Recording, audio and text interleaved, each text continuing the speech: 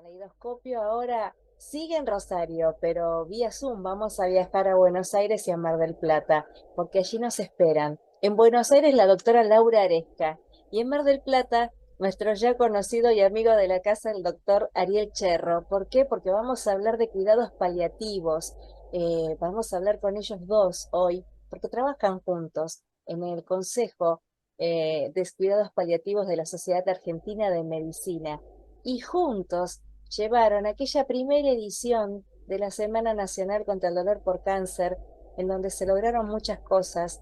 Y bueno, hoy nos toca hablar con ellos dos, porque Laura es la primera vez que está en esta charla, y justamente para terminar el 2023. Así que Laura, bienvenida.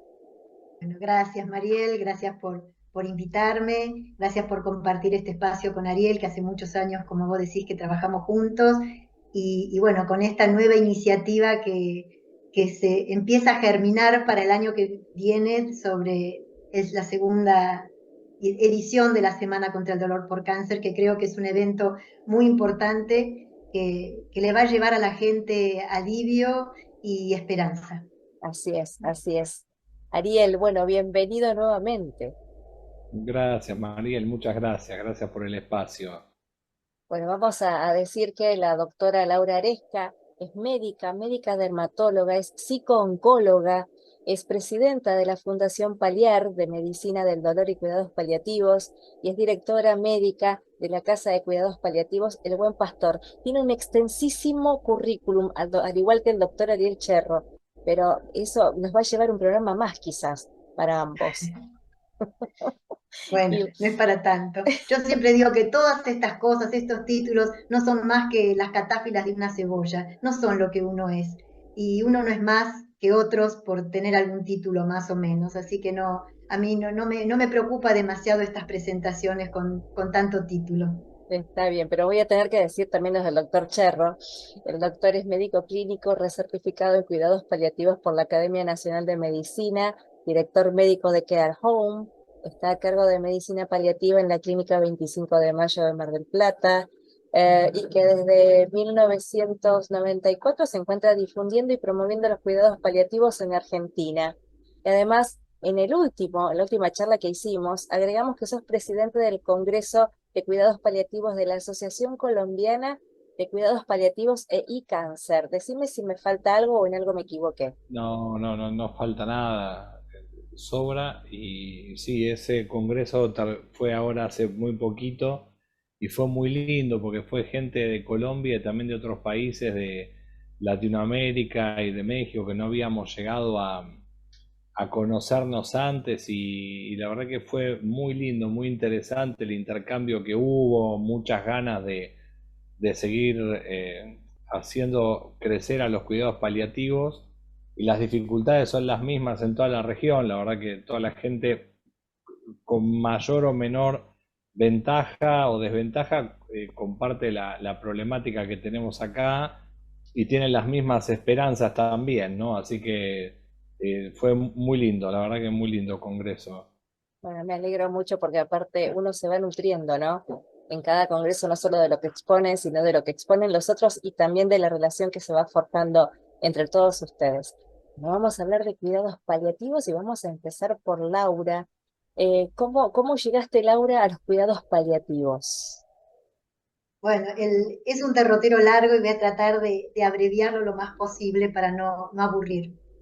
Yo era médica dermatóloga y siempre digo que como que en otra vida fui dermatóloga porque hace tantos años que dejé la dermatología que ya casi ni me acuerdo de qué se trataba. Y a raíz de un evento muy doloroso que ocurrió acá en el barrio, donde murieron en un accidente dos chicos, uno de ellos un íntimo amigo de mi hijo mayor, yo empecé en una búsqueda que tenía que ver con respecto al sentido de la vida, de la muerte, del sufrimiento, porque dos chicos de 15 y 19 años se tenían que morir de manera tan trágica. Y bueno, y esto me llevó a meterme cada vez más en el tema de la muerte, algo que yo le tenía mucho miedo, yo no podía ni pensar en que iba a perder a un ser querido, me asustaba tremendamente. Y bueno, esto me llevó a una búsqueda personal, un trabajo personal muy fuerte, y en el año 96 me incorporé al equipo de cuidados paliativos del Hospital Tornú. Mm. Ahí hice el posgrado en yo ya había hecho psicología clínica en la UCA, porque sentía que mi camino era por otro lado, no era por la dermatología, si bien siempre digo, ¿no? Que pasé de la piel del cuerpo a la piel del alma, porque Y como soy así, psicoterapeuta, de alguna manera trabajo con la piel del alma. Y, y bueno, me incorporé al equipo del Hospital Tornú, hice psico-oncología, estuve trabajando allí 6 años y después me fui por mi lado. Y bueno, ahí seguí en el camino este que creo que realmente era mi vocación. La dermatología fue una elección en un momento porque tenía hijos muy chiquitos y no podía pensar en otra cosa, y además cuidados paliativos todavía en la Argentina no, no, no existían prácticamente. Te estoy hablando del año 82, o sea, no ujú. existían casi los cuidados paliativos acá recién, estarían en su inicio en unos años más. Entonces no lo tenía como opción. Y no creo que en ese momento lo hubiese tomado como opción, porque ya te digo, yo tenía toda una cuestión con respecto a la muerte, ¿no? Y sin embargo, a mí esto lo que me permitió es amigarme con la muerte. Creo que la vida tiene sentido a partir de la muerte, y que cuando nos hacemos realmente conscientes de que vamos a morir y que el paso por esta vida es esto, nada más que un paso, nos hace y nos invita a vivir de una manera más consciente, más intensa, más profunda, y creo que esto es lo bueno de todo este trabajo nuestro, que además Co- aprendemos muchísimo con las personas, ¿no? A las que asistimos. Claro, digo, es comprender, poder quizá ponerse en la piel o en los zapatos del otro, seguimos hablando de piel. Eh, Quizá no hubiese sido lo mismo si no hubieses estudiado medicina o estando con el tema de la especialidad de la dermatología. Digo, hay algo que siempre se da y hay algo que hace de puente. Digo, en estas cuestiones nada pasa porque sí, No. eh, ¿no? Así que Nada bueno, es porque sí. exacto. Incluso estas dos muertes que a mí me atravesaron profundamente tampoco pasaron porque sí, ¿no? De alguna manera me llevaron a esta elección que realmente hago con tanto amor y con tanta pasión. Lamento lo que ocurrió, porque realmente fue una situación muy dolorosa, Tragedia. pero también esto me permitió aprovechar esa oportunidad de dolor para hacer una buena transformación, porque uno ante el dolor te podés quedar indiferente, Ujú. podés llenarte de bronca o poder aprovechar ese dolor y ese sufrimiento para hacer una transformación profunda. Y es lo que afortunadamente me ocurrió a mí. Exacto, bueno, el dolor no nos es indiferente, ¿no, Ariel? Así era el lema de aquella semana. Y con vos, Sí. ¿cómo fue? ¿Cuál es la transformación que se logró en vos? Eh, yo creo, yo me encontré con los cuidados paliativos también en el Hospital Tornú, pero yo había entrado para hacer reumatología en realidad. Estaba haciendo mi residencia de clínica médica para ser después reumatólogo, y en realidad ahí viendo a los pacientes me di cuenta de que no me gustaba la reumatología y sí sentía mucha afinidad con los cuidados paliativos, con lo que se hacía en el servicio de cuidados paliativos, con las personas que estaban en situaciones muchas veces graves o de fin de vida. Esa cuestión de quedarse a hablar fuera de hora, Mm. de hacer cosas extras por las personas, de conocerlo más allá de lo que estaba pasando puntualmente con la enfermedad. En un principio fue difícil porque no había como una discordancia, de como yo no terminaba de encajar con la residencia que había elegido, así que los 2 primeros años no fueron muy agradables en ese sentido, pero después cuando le empecé a encontrar un poco más el gusto a todo esto y a rotar en el servicio de cuidados paliativos, eh, ahí me enganché, y hubo dos eventos, digamos, a lo largo de mi vida que yo puedo identificar como que siento que tuvieron algo que ver con esto que pasó, ¿no? Uno fue de muy chiquitito, que cuando vivíamos con mi abuelo materno en casa, y lo encuentro yo en casa tirado y estaba mal. Él había tenido una rotura de un aneurisma y estaba mal en casa. Lo pude asistir, ir a buscar ayuda, hacer una serie de cosas, tranquilizarlo, que lo tomé como muy natural, no con angustia ni nada, ¿no? Y es como que buceando hacia atrás es la primera vez donde tengo noción de haberme sentido como que podía ayudar a otro que estaba enfermo. Y después con el correr del tiempo, una tía abuela que fue a vivir a casa, mientras yo estaba estudiando medicina en Buenos Aires, mis padres estaban cuidando a esta tía abuela en Mar del Plata. Y me acuerdo todavía cuando vino el médico que la atendía a domicilio y mi papá le pregunta, bueno, no puede tragar más, ¿no? Porque su cáncer de esófago había evolucionado, estaba obstruida y dice, ¿y ahora cómo va a tomar la morfina? Y el médico le dijo, no sé, y me acuerdo del médico yéndose, ¿no? Con un camperón grande, un día de invierno, a su auto, y mis padres que estaban ahí medio desesperados. Y bueno, con el correr del tiempo, cuando aprendí cosas como cómo administrar analgésicos por vía subcutánea, lo fácil que es, lo efectivo que es, eh, digo, esto lo tiene que saber todo el mundo, porque no sabes cómo va a impactar en la historia de una familia que alguien fallezca con dolor o sin poder aliviar o sin tener los recursos para sentirse útil en un momento donde tiene un familiar o un ser querido gravemente enfermo, ¿no? Por eso también muchas veces con Laura y con otros colegas que organizamos muchas actividades nos llaman y nos dicen, mirá, hay una actividad en Caleta, Olivia, para un curso, sí, vamos, ¿viste? Entonces vamos para allá o te invitan de algún lugar o hay alguna charla o mismo las entrevistas, ¿no? Uno no sabe en qué momento por ahí esto le sirve el dato a alguien para poder de alguna manera mejorar una situación donde alguien está gravemente enfermo y Ujú. pasándola muy mal.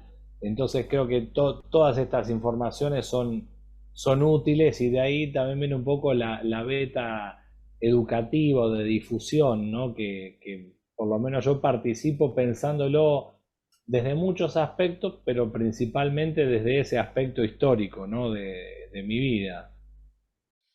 Vos, Laura, sos la vicepresidenta y Ariel es el presidente del Consejo de Cuidados Paliativos. ¿Cómo llegaron los dos a trabajar juntos? Bueno, en el año, creo que fue en el año 2004, yo ya tenía un equipo de internación domiciliaria y estaba buscando médicos.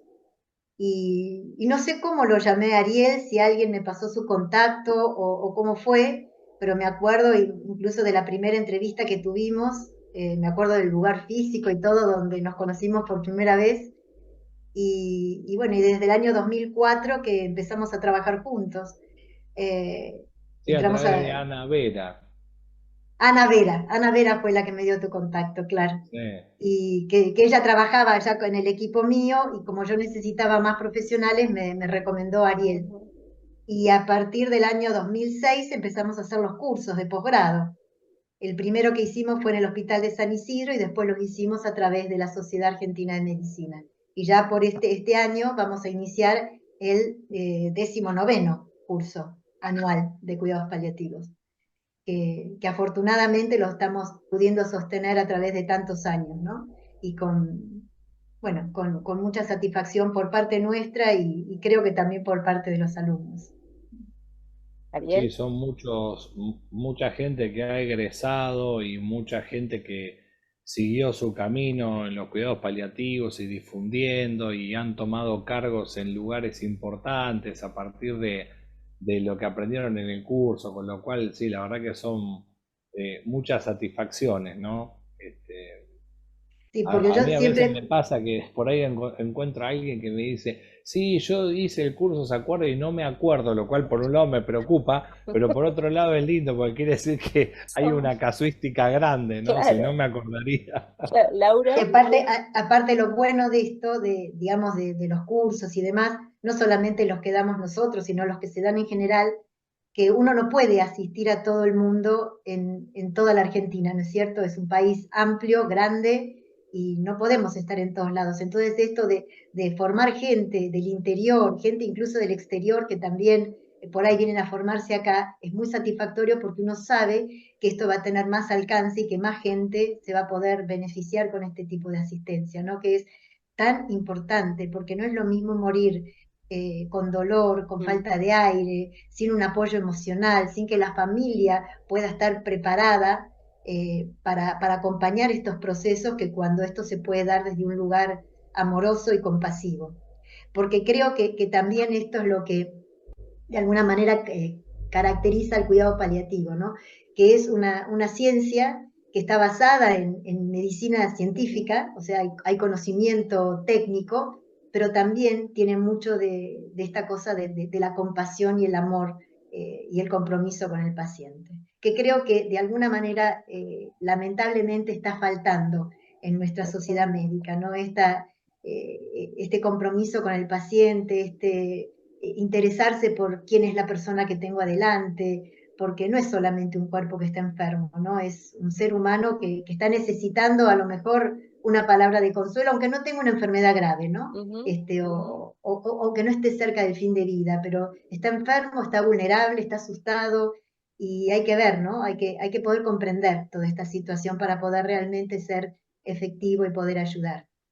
Sí, que el paciente no es solamente un número en una cama, No. es eso más que nada. ¿Ariel?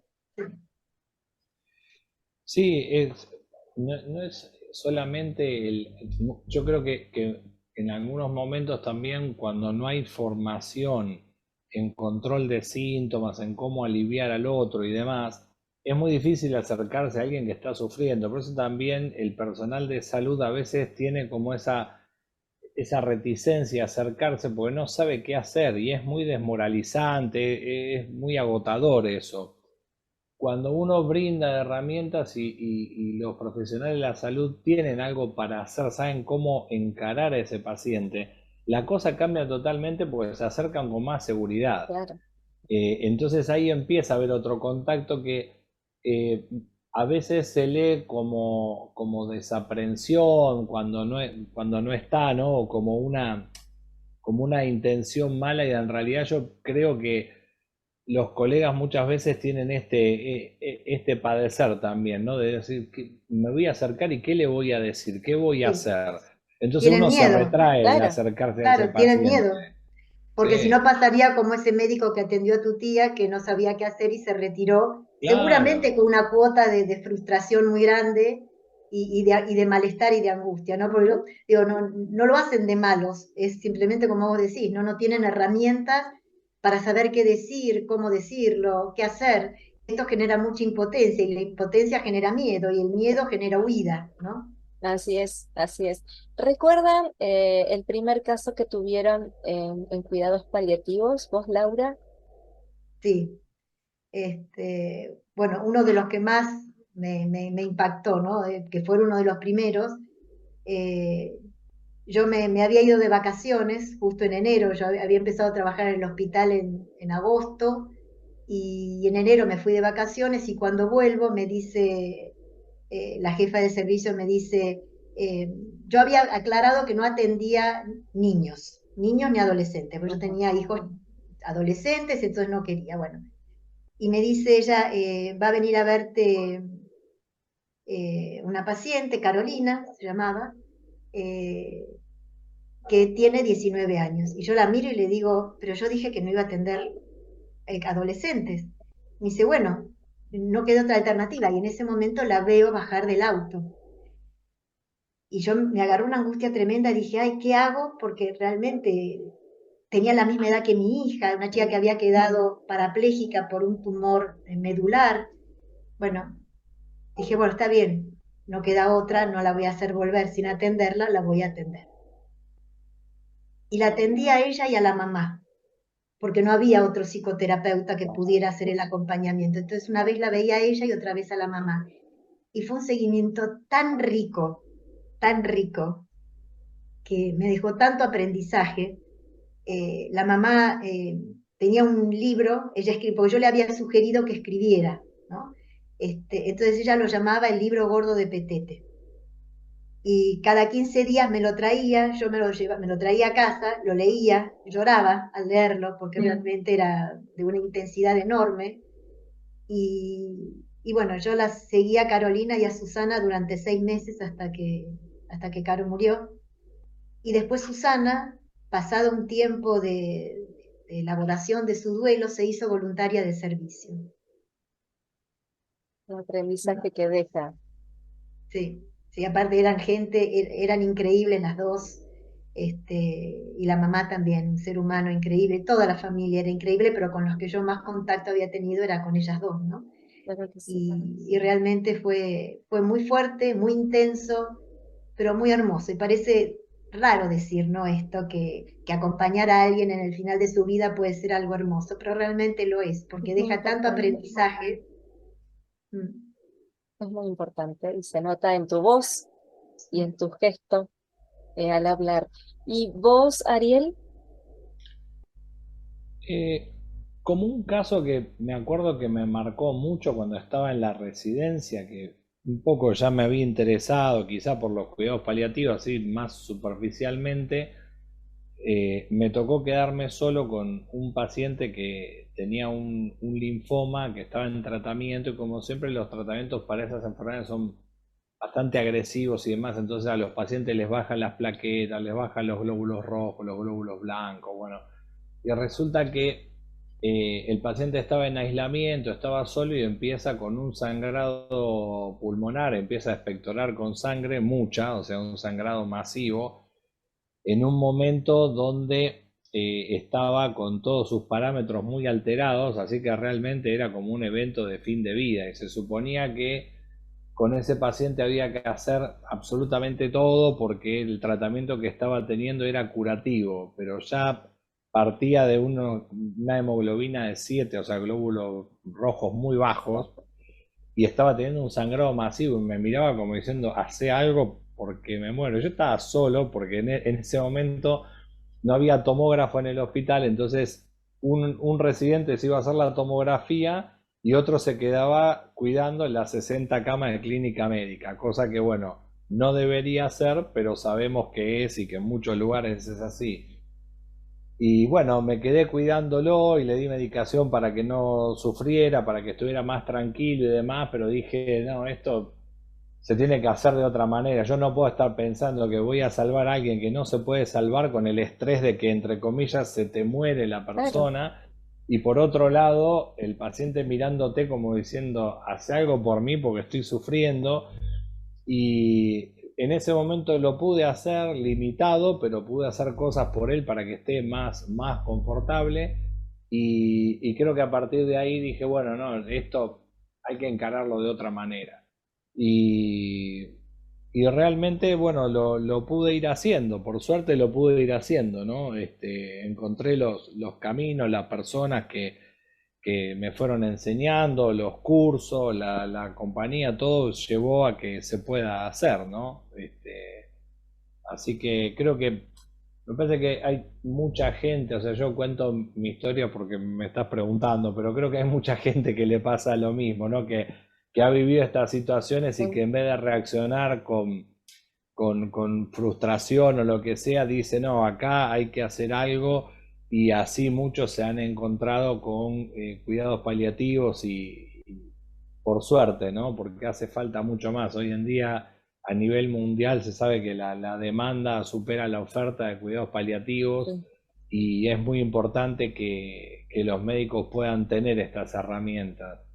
Así es, así es. Sí, fíjate vos de que no es una cuestión solamente de recursos económicos. Si bien el recurso económico es importante y está y tiene que estar, porque uno necesita medicación para que sea efectiva la Ujú. intervención, pero hay recurso humano que está ávido, tal vez, pero no accede tampoco, ¿no? A la formación, a la capacitación. Y creo que en esto los gobiernos también tendrían que fomentar la capacitación de los profesionales de la salud, porque Exacto. incluso incluir estas ciertas nociones en las carreras de pregrado, en las carreras de Ujú. grado, porque hoy por hoy los alumnos de medicina se reciben en la Universidad de Buenos Aires sin tener formación en cuidados paliativos, en manejo básico de síntomas, en manejo básico de comunicación, que es tan importante, porque Exactamente. como uno dice algo, esto deja marcada a la persona y a la familia, ¿no? Entonces hay que ser tan cuidadoso en las palabras que se utilizan, eh, las expresiones, los modismos, los tiempos que uno dedica, que no es solamente si me quedo una hora al lado de un paciente, sino cuál es la calidad de ese tiempo que le estoy compartiendo, ¿no? ¿Qué es lo que yo Exactamente. veo Yo- cuando estoy viendo a una persona que está gravemente enferma? ¿Puedo seguir viendo un ser humano o veo un despojo nada más? ¿no? Entonces, si puedo seguir viendo un ser humano a pesar de toda la limitación que la persona pueda tener, el compromiso es uno. Exactamente. Bueno, para finalizar les iba a pedir un mensaje, creo que Laura redondeó eh, lo que les iba a pedir ahora, pero bueno, es este mensaje que ustedes quieran dejar para finalizar la nota, para aquellas personas que se quieran acercar como voluntarios, porque sabemos que son muy necesarios, aquellas personas que estén padeciendo algún tipo de enfermedad y que puedan ser pacientes de cuidados paliativos, ¿qué mensajes le darían? A ver vos, Ariel. A todo aquel que tenga ganas de ayudar o de formarse, seguramente en el lugar donde viven las necesidades están y seguramente hay alguien que esté interesado en hacer cuidados paliativos, en empezar con algún servicio, o por ahí ya hay alguna iniciativa en marcha, un servicio en un hospital, en una sala, en un hospice, en donde sea, o sea que sumarse sería muy importante. Aquellos que la están pasando mal y que no y que por ahí no encuentran alivio y se están hablando de cuidados paliativos, pero esto acá no está. Bueno, hay una ley nacional que garantiza que las personas deben recibir cuidados paliativos, que lo peleen, que lo exijan. Las obras sociales y los prepagos lo tienen que cubrir. Ujú. Los hospitales deberían tener un servicio interdisciplinario. Un error muy frecuente es designar a una persona interesada, un médico en general, para que diga, bueno, vos vas a hacer cuidados paliativos acá, vas solo al frente de batalla, lo estamos mandando con un escarbadiente así a lidiar con todo el sufrimiento humano de un hospital y eso termina haciendo que esa persona con formación y con vocación termine claudicando y se aleje. Tienen que en el hospital público designar equipos interdisciplinarios, médicos, psicólogos, enfermeros, terapista ocupacional, saber que es una inversión, que no es un gasto. Los Ujú. cuidados paliativos le ahorran costos a los sistemas de salud, no solamente mejoran la calidad de vida de las personas, expresan compasión, pero como sabemos que muchas veces para los políticos o para quien toma decisiones eso no importa, sepan que ahorra plata y que lo que inviertan en un servicio de cuidados paliativos les va a liberar camas, van a tener menos gastos en terapia intensiva y en otros tipos de recursos, o sea que se beneficia todo el sistema de salud, con lo cual si la compasión y que sea un derecho humano no es suficiente, por lo menos que miren el bolsillo, pero que tomen las decisiones correctas, porque la gente realmente accede muy poco a lo que hacemos nosotros y el deseo es que esto se pueda extender cada vez a más gente, ¿no? En Ujú. nuestro país por lo menos. Sí, y yo quisiera agregar algo que me parece que también es importante a todo esto que dijo Ariel, que es muy importante, que el cuidado paliativo no es solamente para personas en final de vida, que mucha gente cree que esto es así y no accede, no pide porque tiene miedo, porque no quiere afrontar tal vez que puede llegar a morir. Que el cuidado paliativo tiene que ver con una persona con una enfermedad grave que como consecuencia de esa enfermedad no se va a curar de la enfermedad, pero a lo mejor va a tener una expectativa de vida larga, Así pero va es. a tener muchos síntomas y va a necesitar acompañamiento y control de síntomas. Entonces, el cuidado paliativo está enfocado a las personas que tienen enfermedades graves, que no responden a una curación, pero que tienen sintomatología desde el punto de vista psicológico, espiritual, físico, familiar.